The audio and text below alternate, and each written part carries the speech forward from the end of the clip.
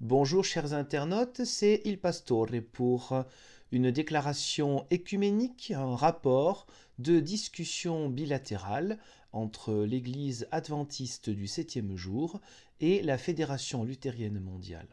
Ces consultations ont eu lieu après décision en 1993 de secrétaires de ces deux groupes d'églises au niveau mondial, considérant qu'il y avait un héritage commun et que, après quelques décennies de discussions entre divers membres officiels de ces églises au niveau mondial, il était temps d'entamer des discussions sérieuses, des dialogues officiels. Comme toujours, le texte original, ici en anglais, vous pouvez le retrouver et cliquer sur le lien qui s'affiche en dessous de cette vidéo.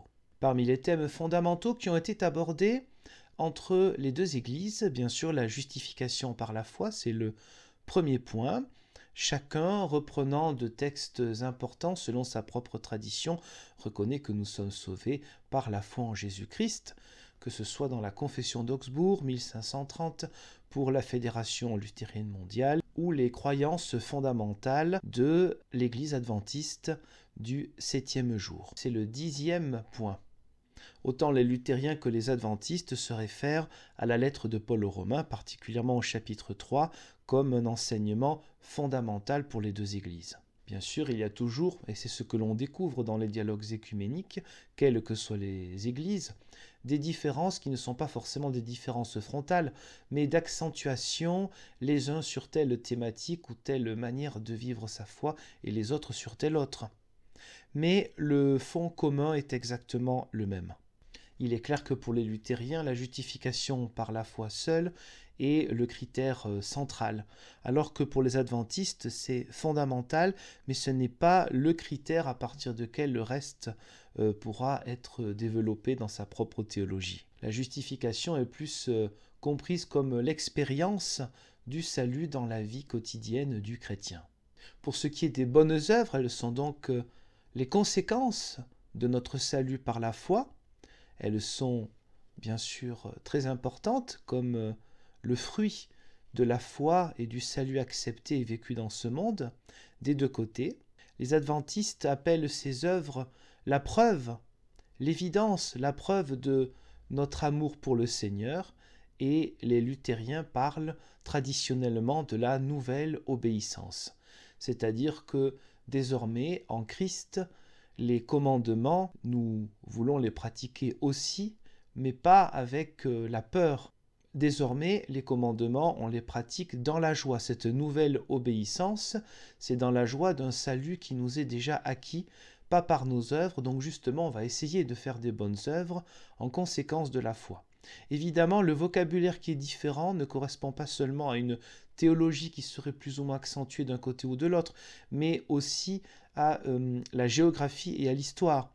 Pour le côté luthérien, on se trouve dans un contexte du XVIe siècle européen.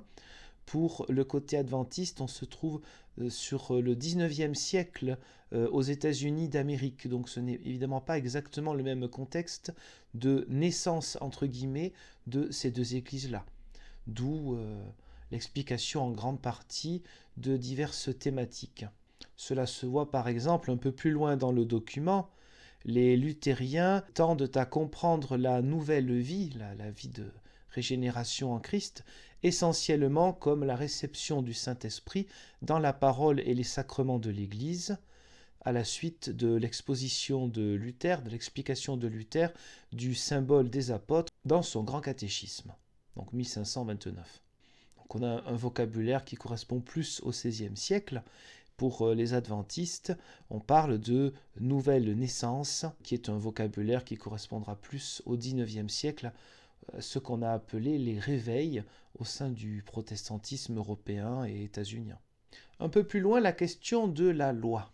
Premier point, les luthériens et les adventistes du septième jour, ensemble, affirment catégoriquement que la justification dépend totalement de la grâce de Dieu, si bien que la loi ne peut pas apporter de mérite ou de contribution au salut. L'obéissance à la loi, c'est-à-dire à la volonté de Dieu, par exemple telle qu'elle est exprimée dans les 10 commandements, doit être comprise comme un résultat, une conséquence, une réponse à Dieu, une réponse à son don gratuit de salut.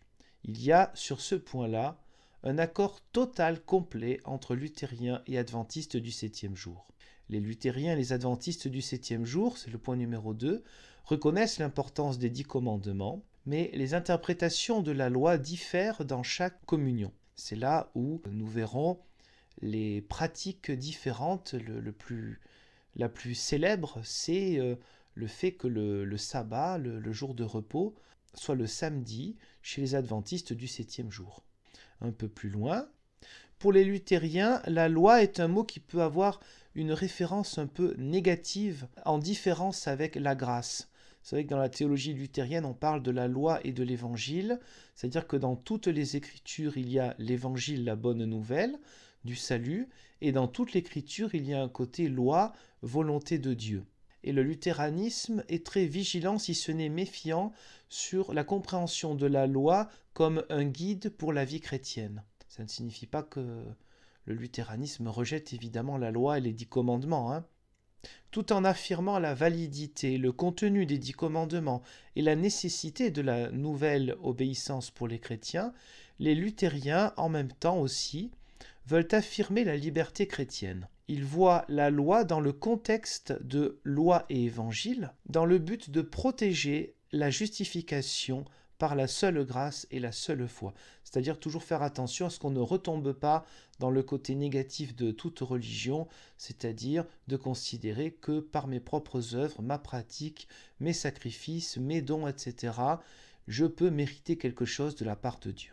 Dans cette emphase particulière, les luthériens reflètent les termes, les paroles de l'apôtre Paul aux Romains et aux Galates, et aussi les racines mêmes de leur communion dans la Réformation, c'est-à-dire les racines même de l'histoire du protestantisme et particulièrement de l'héritage de cette théologie luthérienne jusqu'à aujourd'hui. Les adventistes cependant voient la loi d'une manière plus positive et dans un contexte plus positif. Ils reconnaissent la loi dans les termes du Dieu révélé et particulièrement dans les 10 commandements, comme jouant un rôle fondamental pas simplement dans l'Ancien Testament mais aussi dans le Nouveau Testament. Par cette emphase du côté adventiste, l'Église adventiste du septième jour veut refléter la perpétuité des 10 commandements comme une obéissance pour eux en tant que fruit de la sanctification. Un peu plus loin, sur d'autres sujets, les 2 communions enseignent la doctrine du jugement dernier, Confession d'Augsbourg, article 17, et les articles fondamentaux, les croyances fondamentales, numéro 10, paragraphe 23. Les 2 communions prennent sérieusement en compte le 3e ou 4e commandement, ça dépend comment on les compte, donc sur le jour du repos.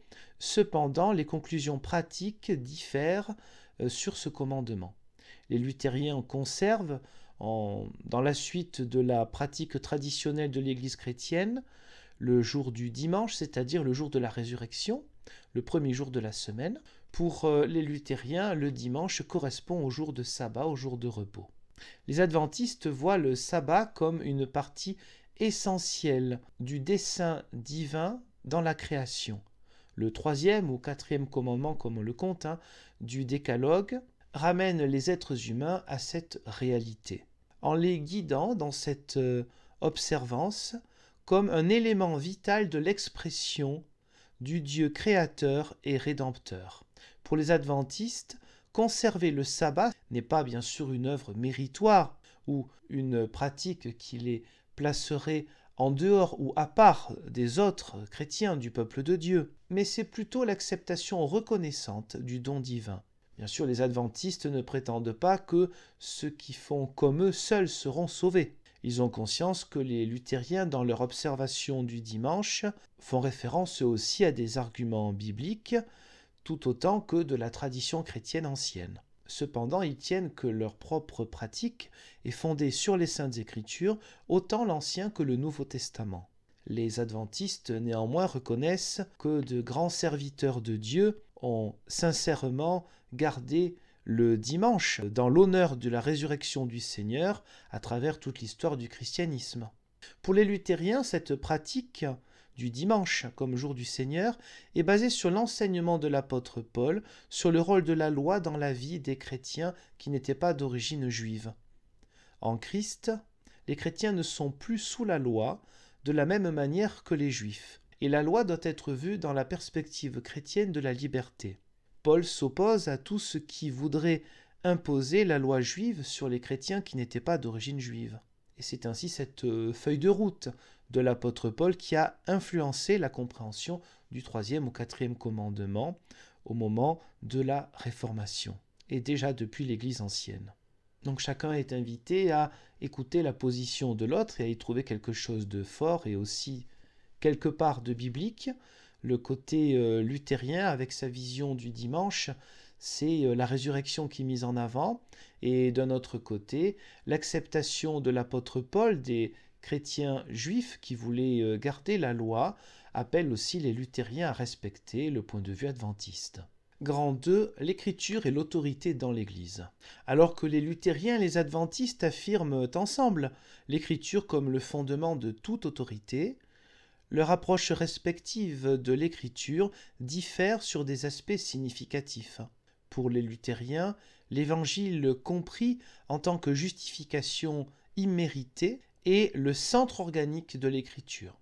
C'est la clé herméneutique, la clé de compréhension pour l'étude et l'interprétation de l'écriture. Les adventistes regardent à la totalité de l'écriture, cherchant à trouver le Christ comme le centre et le Nouveau Testament comme le sommet de l'écriture. Plus encore, dans leur étude, les adventistes cherchent à trouver les preuves explicites bibliques, alors que les luthériens laissent plus d'espace pour ce qui n'est pas explicitement statué, comme par exemple l'observance du dimanche. Ainsi, les adventistes, bien qu'au courant du contexte historique des écrits bibliques, cherchent à appliquer l'écriture plus directement dans la vie d'aujourd'hui.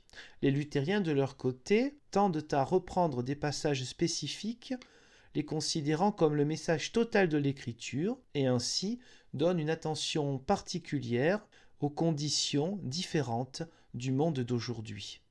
Les églises de la réforme luthérienne adhèrent aux 5 credos ou documents confessionnels, 3 anciens, le symbole dit des apôtres, le symbole dit de Nicée ou Nicée-Constantinople, et le symbole dit de saint Athanase, ainsi que la confession d'Augsbourg et le petit catéchisme de Luther.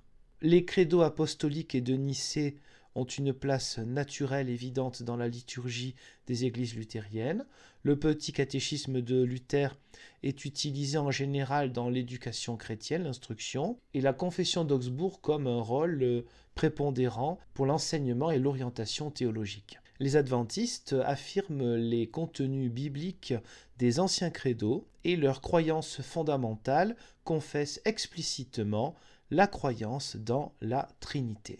C'est le numéro 2, paragraphe 5. Les adventistes n'ont pas en tant que tels des livres confessionnels comme la confession d'Augsbourg, et ils donnent une place particulière aux écrits d'un personnage très important pour eux, qui était Ellen White, donc 19e siècle, dans laquelle ils reconnaissent un don biblique de prophétie. Son œuvre a consisté principalement dans le conseil de l'Église et dans le don de nombreuses nourritures spirituelles. Les adventistes regardent et comprennent ces écrits comme la continuité et qui apportent à l'Église un guide, une instruction, une correction. C'est le numéro 17 de leur croyance fondamentale. Mais bien sûr, l'autorité d'Ellen White est une autorité dérivée de l'autre autorité, celle de l'écriture, la sola scriptura comme principe. Et les adventistes regardent les écrits d'Ellen White à partir de l'écriture, et non l'inverse. Un peu plus loin, la question de l'ecclésiologie, c'est-à-dire la définition, la compréhension de l'Église. Nous partageons une compréhension basique de l'Église dans les termes bibliques. Nous adhérons ensemble dans ce qui fait l'Église, c'est-à-dire la parole de Dieu, le message de l'Évangile de Jésus-Christ, ce qui doit être toujours le centre de notre compréhension et l'essence même des tâches de l'Église. Sur la question des sacrements, les 2 sacrements sont pour les luthériens d'une signification décisive dans l'identification de l'Église, d'après l'article 7 de la Confession d'Augsbourg. Pour les adventistes, on parle d'ordonnances. Les ordonnances du baptême et le repas du Seigneur sont très importantes, mais n'ont pas la même importance par rapport à l'ecclésiologie comme pour les luthériens.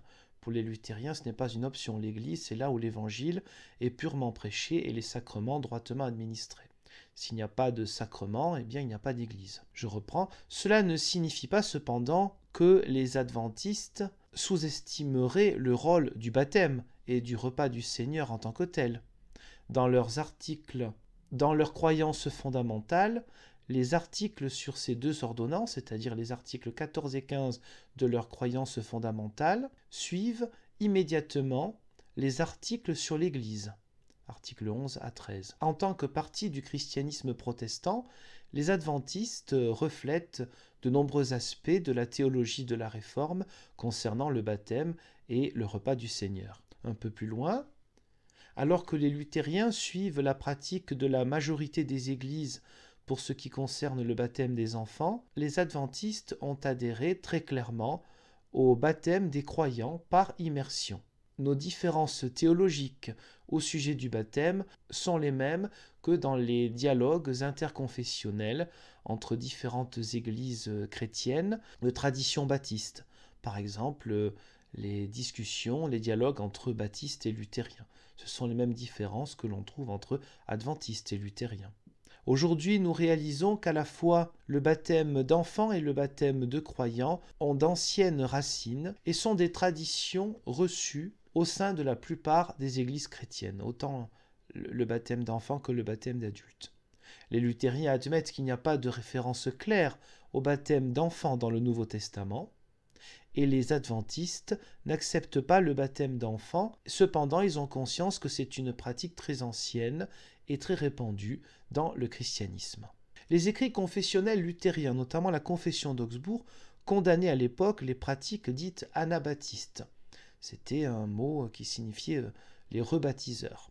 Pour de multiples raisons que l'on trouve dans divers dialogues écuméniques, notamment entre baptistes et luthériens, mais aussi entre ménonites et luthériens, beaucoup des condamnations explicites qui se trouvent dans la Confession d'Augsbourg ne sont plus valables, tout simplement parce qu'elles ne concernent pas la réalité de ce qui se vit réellement dans les églises qui pratiquent le baptême d'adultes.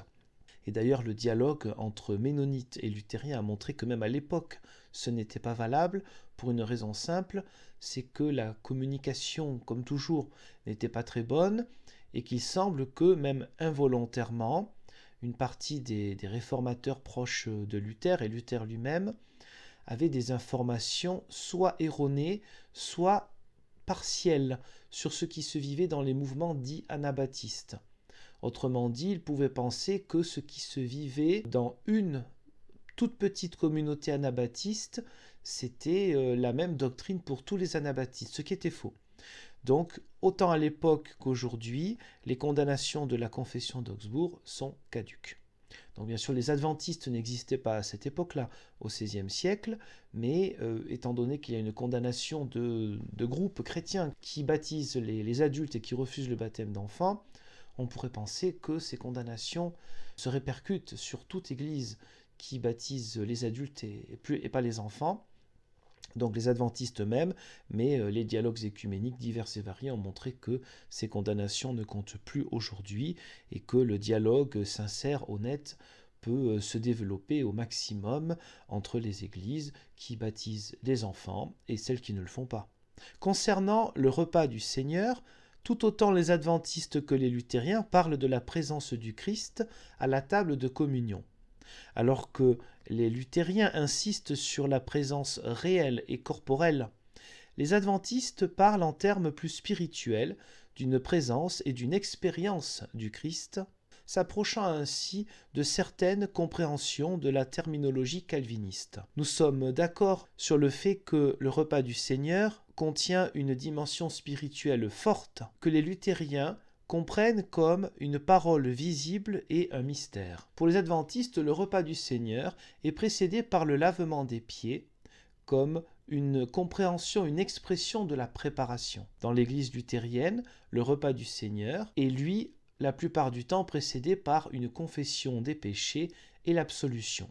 Un peu plus loin, les adventistes sont particulièrement imprégnés de la vision du livre de l'Apocalypse au chapitre 14, dans lequel l'Évangile est donné pour chaque nation avant la seconde venue du Christ. Pour cette raison, les adventistes donnent une priorité particulière à la mission, et sur le plan mondial. Il y a dans la théologie adventiste des termes, des conceptions uniques, particulières à leur propre identité, qui est le petit reste croyant. Alors que le concept du petit reste n'est pas courant dans le luthéranisme, la tradition luthérienne a souvent vu l'Église chrétienne en termes eschatologiques stricts, c'est-à-dire sur la question de la fin des temps, l'eschatologie.